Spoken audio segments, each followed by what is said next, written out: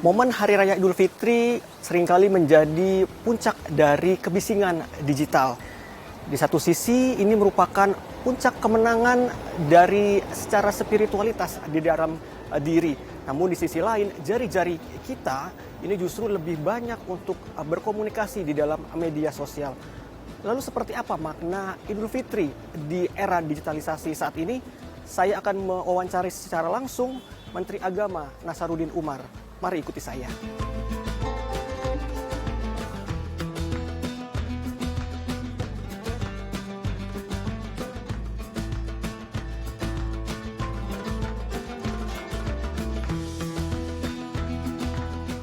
Assalamualaikum Prof. Waalaikumsalam warahmatullahi wabarakatuh. Sebelumnya terima kasih sudah menyediakan waktunya untuk kita, untuk TAI TV. Ada beberapa hal yang ingin saya tanyakan Prof.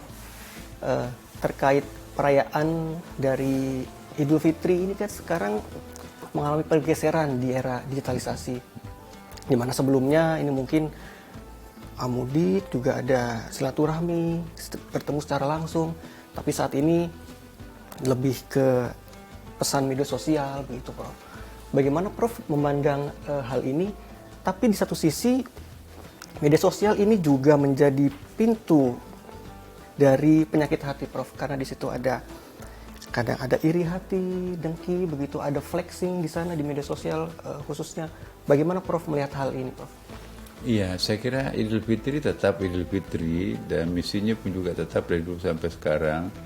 Bagaimana mempertautkan keluarga yang terpisah secara jarak, baik jarak tempat maupun jarak psikologis. Itu maknanya Idul Fitri, bagaimana mengembalikan spirit kebersamaan ini. Dan soal adanya reorientasi Idul Fitri sekarang ini, ya itu perkembangan zaman memang selalu menuntut sesuatu yang lain, yang baru.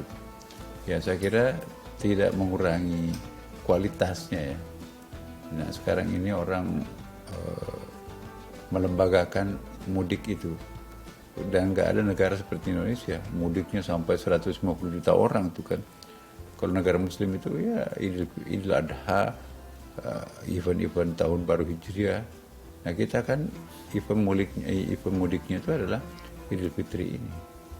Ya memang tidak salah karena mudik itu dua macam, mudik lahiriah kita pulang kampung, mudik rohani kita naik ke langit karena kita sudah diampuni dosanya oleh Allah, insya Allah.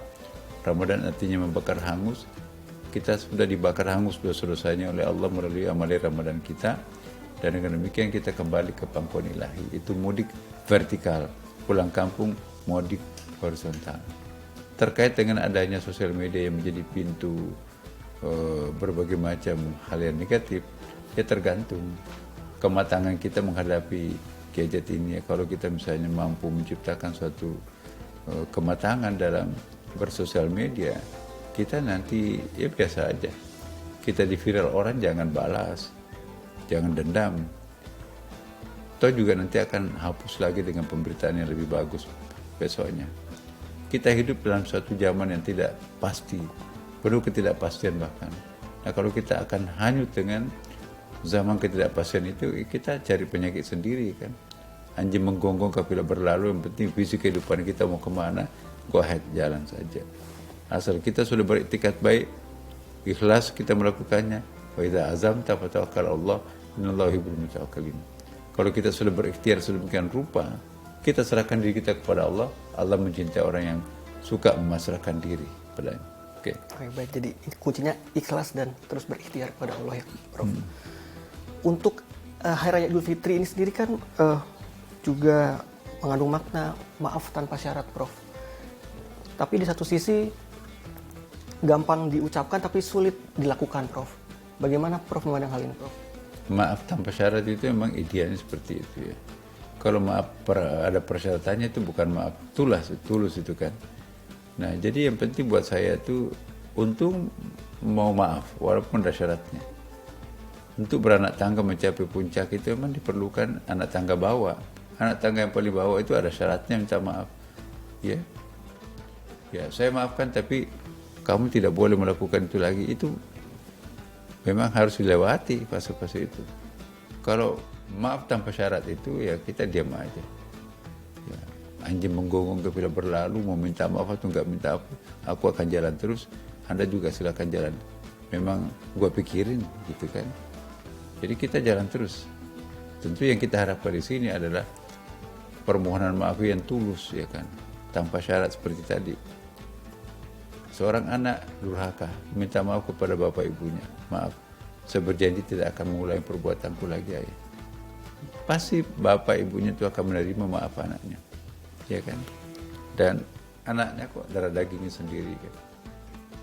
Bagaimana kalau perampok? Pak, saya dulu pernah membunuh keluarganya waktu saya merampok. Saya sudah keluar dari penjara 15 tahun. Saya minta maaf. Ya, oke, saya maafkan. Yang penting jangan ulangi perbuatannya. Urusan itu urusan Allah. Saya sudah pasrahkan kepada Allah. Itu juga bisa. Jadi kita jangan mematok, kamu harus meminta maaf tanpa syarat. Tergantung. Kadang-kadang syarat itu diperlukan untuk sebuah maaf.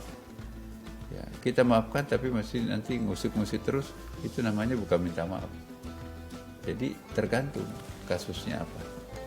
Kadang-kadang syarat itu diperlukan untuk sebuah permintaan maaf. Ya, kadang-kadang juga nggak boleh ada syarat untuk sebuah minta maaf. Tergantung kualitas peristiwanya. Saya kira begitu. Baik. Prof, Lebaran ini juga erat kaitannya dengan hari kemenangan setelah 1 bulan lamanya berpuasa, Prof.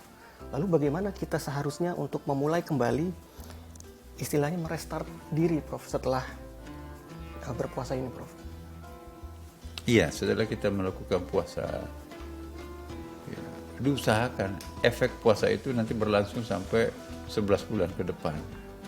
Ramadannya sudah berlalu, tapi kualitas Ramadannya masih bekerja dalam diri kita menjadi suatu kepribadian.